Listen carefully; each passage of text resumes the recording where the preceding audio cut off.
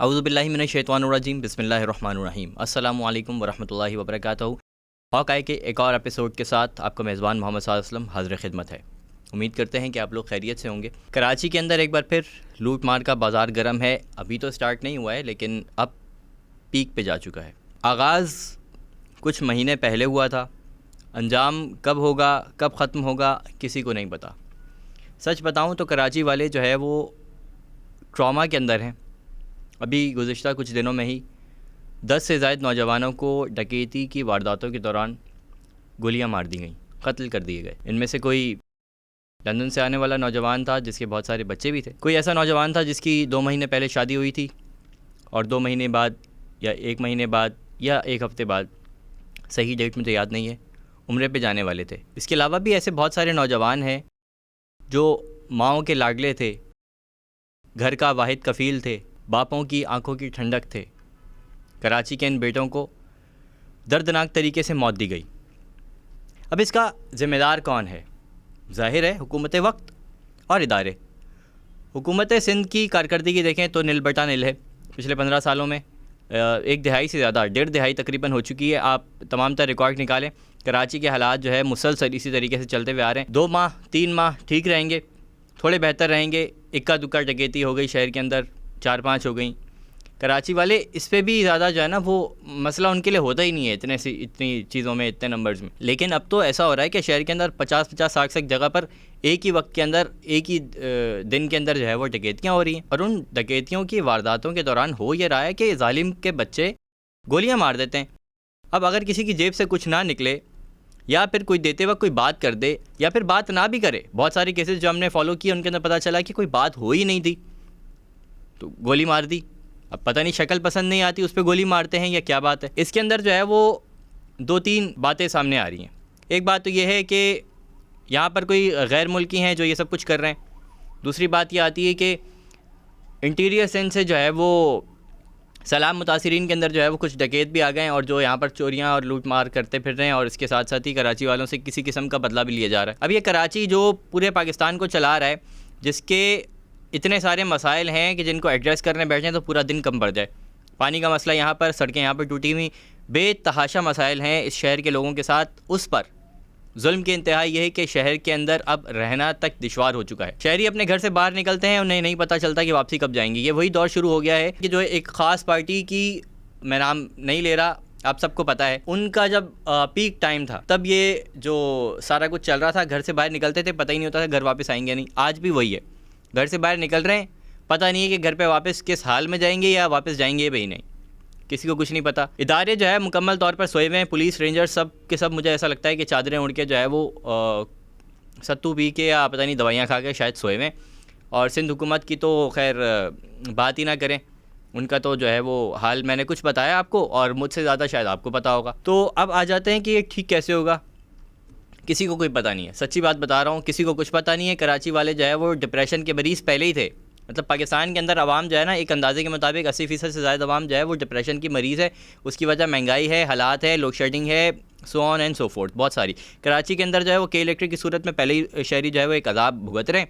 उसके ऊपर जो है वो इतने सारे मसाइल, घर से बाहर निकलते हैं तो या तो डकैत आ जाता है या फिर डेंगू मच्छर बाहर घूम रहे हैं, घर के अंदर भी सुकून नहीं है, बिजली सोने नहीं देती, और जो है ना वो ये शहर के हालात इस तरीके से बने हुए हैं। अब कराची वालों की पास एक उम्मीद ये थी कि बलदियाती इलेक्शन होंगे, उसके नतीजे के अंदर वो अपनी मर्ज़ी का एक अच्छा मेयर मुंतखब करेंगे और शायद कराची के जो है वो हालात कुछ बेहतर हो जाएंगे।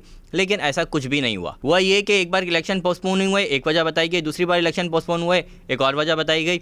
अब कराची वालों ने ये उम्मीद भी छोड़ दी कि इलेक्शन भैया होंगे ही नहीं, ठीक है, क्योंकि अब जो है वो 2 दिन पहले एक और वज़ीर आला साहब का बयान आ गया। उसके अंदर जो है वो इलेक्शन को उन्होंने किसी तरह का कॉन्फ्लिक्ट क्रिएट कर दिया अपनी बात से। हालांकि बात कुछ और थी, लेकिन वो बात जो है वो इस तरीके से हो गई कि केओस एक क्रिएट हो गया। लोगों को यही लग रहा है कि अब कराची के अंदर जो है वो बलदियाती इलेक्शन नहीं होने, तो ये उम्मीद भी ख़त्म, चैप्टर क्लोज, किताब बंद करके रख दो। अब तक कराची के अंदर जो है 23 अक्टूबर दी है डेट, अब तक आपको कोई माहौल कराची के अंदर जो है वो इलेक्शन के हवाले से नज़र नहीं आ रहा होगा। वजह इसकी ये है कि कराची वालों ने ये समझ लिया है कि ये सिंध हुकूमत जो है, ज़ाहिर कराची की दुश्मन है, 15 साल का रिकॉर्ड जो है वो आपके सामने है, हमारे सामने है। पूरा शहर जो है वाकिफ़ है, शहर के अंदर से बहुत सारे लोग जो है वो यहाँ से जा भी चुके हैं, बहुत सारे बिजनेसेस जो है वो दूसरे शहरों में, दूसरे मुल्कों में अपने लोग शिफ्ट कर चुके हैं, लोग शहर छोड़ के जा रहे हैं। इसके अलावा कराची के लोगों के पास अब कोई और हल बचा नहीं है। वाहिद हल था बल्दियाती इंतखाबात, वो भी पोस्टपोन हुए जा रहे हैं। अब ये 23 अक्टूबर को होते हैं या नहीं, ये तो वक्त ही बताएगा। अब जो है वो थोड़ा सा बात कर लेते हैं सिंध हुकूमत की और पुलिस की। सिंध हुकूमत के अंदर होता ये रहा है हमेशा कि कराची के अंदर जितनी भी भर्तियां होती रही हैं वो सियासी कोटे पर होती रही हैं, और इंटीरियर सिंध से ला कर कराची के अंदर, कराची की पुलिस के अंदर भर्तियां होती रही हैं। हमेशा यही करती रही है पीपल्स पार्टी और MKM मिलकर, और अभी भी जो है वो यही सिलसिला चलता आ रहा था। अब बहुत ज़्यादा तनकीद जब होने लगी तो इसके बाद अब इस दफ़ा मेरिट के ऊपर जो है वो एक बार ट्रैफिक पुलिस के अंदर जो है वो भर्तियाँ आई। भर्तियाँ जो है वो 2900 से ज़्यादा की रिक्वायरमेंट थी। हुआ ये, कराची के लड़के, कराची के शहरी, कराची के नौजवान इतना मायूस हो चुके हैं अब सिंध पुलिस से कि उन्होंने, एक तो दरख्वास्तें ही कम आई, जितनी आती हैं हज़ारों में आती हैं वो बहुत कम आई। और हुआ ये कि 2900 की जहाँ रिक्वायरमेंट थी वहाँ पर हुआ ये कि भाई सिर्फ 1800 के करीब जो है वो पास हो सके ऑन मेरिट। मतलब अब नौजवान जो है वो सिंध पुलिस के अंदर आने को भी तैयार नहीं है, और या फिर उस जो है वो तैयारी की तरफ ध्यान ही नहीं है आने के लिए, क्योंकि जाहिर सी बात है एक पूरा प्रोसीजर है, दौड़ है या सो ऑन, बहुत सारी चीज़ें हैं, फ़िटनेस है, बहुत सारी चीज़ें होती हैं। तो या तो इस इदारे की नाअहली और कारकर्दगी की वजह से कराची के शहरियों और नौजवानों के अंदर जो है वो उनका माइंडसेट एक बन चुका है कि यार कारकर्दगी तो कुछ होती नहीं है, तो टेस्ट भी ऐसे ही पास कर देते होंगे, तो वह तैयारी किए बिना ही टेस्ट देने भी आ गए। अब 2900 से ज़ायद की रिक्वायरमेंट थी और मिले सिर्फ 1800 कुछ। ये अभी ट्रैफिक पुलिस की जो भर्तियाँ आई थी ताज़ा, ये उसके शुमारियात मैं आपके साथ शेयर कर रहा हूँ। इसके साथ साथ अक़लियतों के कोटे की 1824 सीटें थीं, उसके अंदर से सिर्फ 46 लोग मिले। आप अंदाज़ा लगाएं कि कितना मायूस हो चुके हैं सिंध पुलिस की कारकर्दगी से नौजवान कि अब वो इस इदारे की तरफ जो है वो आना ही नहीं चाहते, इसमें नौकरी भी नहीं करना चाहते। वहीं दूसरे इदारे भी पाक आर्मी की तरफ नौजवान जो है वो जाना चाहते हैं, और जब भी भर्तियाँ उसके अंदर आती हैं बढ़ चढ़ कर उसके अंदर हिस्सा भी लेते हैं और पूरे जोशी जज्बे के साथ उसके अंदर जो है वो उसके पूरे प्रोसेस के अंदर शामिल रहते हैं। अच्छा, अब हमें जो है वो इत्तला मिली है कि सिंध पुलिस के कुछ सीनियर तरीन जो है वो अफसरान हैं जो इस बात पर अब गौर कर रहे हैं कि सिंध पुलिस का प्रोटोकॉल जो है वो अब जो भी काम करने का और जो भी भर्तियों का तरीका है वो पाक आर्मी की टाइप का होना चाहिए, ताकि उसके अंदर जो है वो नौजवान जो आएंगे उनको उनके कद काट और जिसामत को देख के पहले भर्ती किया जाए, और उसके बाद फिर जो है वो हुकूमत के ख़र्चे पर उनकी ट्रेनिंग होगी और वो सारी चीज़ें होंगी जैसे कि आर्मी के अंदर और रेंजर्स के अंदर होता है। अब देखते हैं कि ये काम कब होता है, और अब तक तो फ़िलहाल ऐसा ही नज़र आ रहा है कि बिल्कुल भी सिंध पुलिस जो है वो बिल्कुल भी सीरियस नज़र नहीं आती। और पुलिस जब सीरियस नज़र नहीं आ रही तो उसके पीछे आप ये समझें कि रियासत का डंडा नहीं है, क्योंकि रियासत जब चाहती है, जब हुकूमत चाहती है, ज़ाहिर सी बात है वफाकी हुकूमत और सिंध हुकूमत, वफाक का भी आधे से ज़्यादा खर्चा जो है वो कराची चला रहा है, 60% पूरे पाकिस्तान का रेवेन्यू जनरेट करता है, और इसके अलावा जो है वो सिंध को पूरे को कराची ही तकरीबन चला रहा है। तो सिंध हुकूमत भी नहीं चाह रही शायद ठीक करना, वफाकी हुकूमत भी सोई हुई है, और इसीलिए जो है वो महकमे और इदारे जो है वो इस तरह की कारकर्दगी दिखा रहे हैं कि कराची के अंदर जहाँ इतने सारे अजाब पहले से मौजूद थे वहाँ एक और अजाब जो है वो स्ट्रीट क्राइम्स की सूरत में भी जो है वो मुसल्लत कर दिया गया है। और अब जो है अब ऐसा लग रहा है और कराची के शहरियों को बार बार ये बात कहनी पड़ रही है कि शायद ये सब कुछ जानबूझ के किया जा रहा है ताकि किसी तरीके से कराची के अंदर बल्दियाती इंतखाबात ना हो, और अब एक ये बहाना बन जाए कि जी शहर के हालात ख़राब हैं, इन हालात के अंदर बल्दियाती इंतखाबात कैसे हो सकते हैं।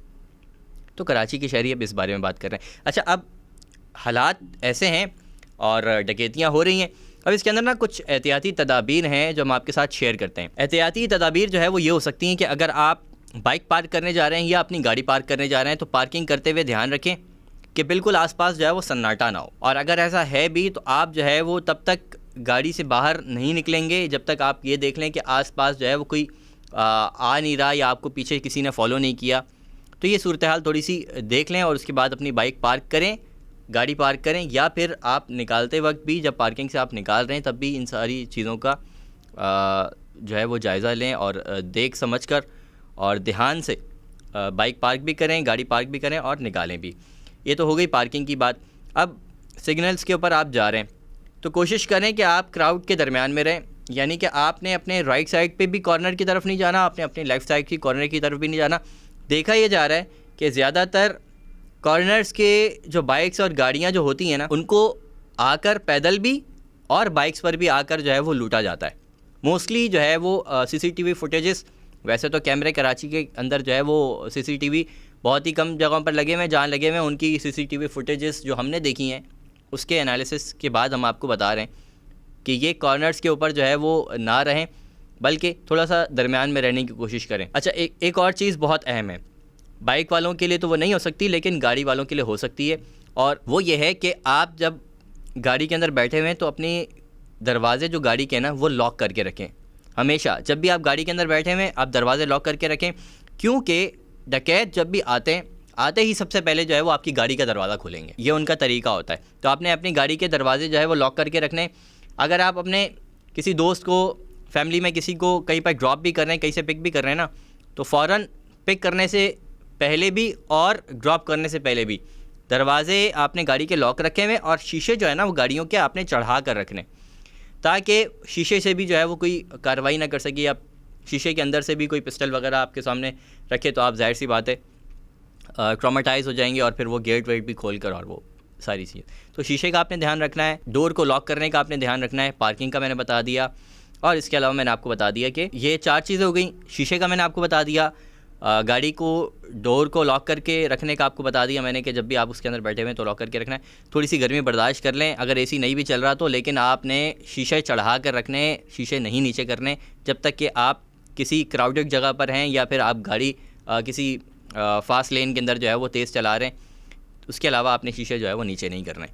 अच्छा, एक और चीज़ मैंने आपको बताई कि पार्क करते वक्त क्या ध्यान रखना है, दूसरा फिर सिग्नल्स के ऊपर खड़े हो रहे हैं तो क्या ध्यान रखना है, ये सारी चीज़ें बताई। अच्छा, सर्दी से मुझे याद आया कि सर्दियाँ अभी आने वाली हैं। गर्मी से मुझे याद आया कि गर्मियाँ जो है वो अब जाने वाली हैं और सर्दियाँ आने वाली हैं। सर्दियाँ आने के साथ साथ जो है वो शादियों की सीज़न भी स्टार्ट हो जाता है। शादियों के सीज़न के अंदर ख़वातीन ज़ेवरात का बहुत इस्तेमाल करती हैं। तो फ़िलहाल जब तक हालात ऐसे हैं तो मैं गुजारिश करूँगा तमाम ख़वातीन से कि अपने जो ज्वेलरी है आर्टिफिशियल पे गुजारा कर लें और सोने का इस्तेमाल ना करें, क्योंकि अल्लाह ना करे अगर वो चला गया तो आपको बहुत तकलीफ़ होने वाली है। तो आर्टिफिशियल ज्वेलरी का इस्तेमाल करें, क्योंकि ये दरिंदे जो है वो ख़वातीन का भी किसी तौर से लिहाज नहीं कर रहे।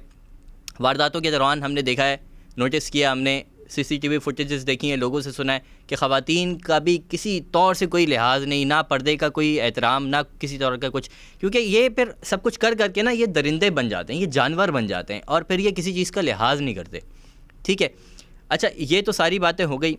अब एक और बहुत अहम बात है जो मैं आपके साथ करने वाला हूँ, वो ये है कि आप जब भी अब घर से निकल रहे हैं ना, आप अपने ओरिजिनल डॉक्यूमेंट्स अपने साथ कैरी मत करें। ओरिजिनल डॉक्यूमेंट्स कैरी मत करें। I am repeating that.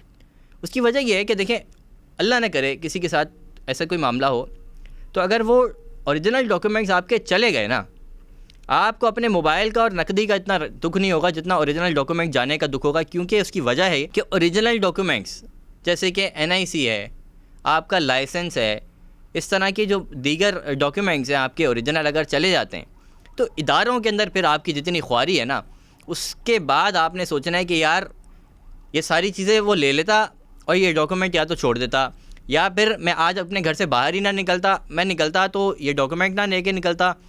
क्योंकि वो जो ख्वारी है ना वो एंड है, वो लिमिट है।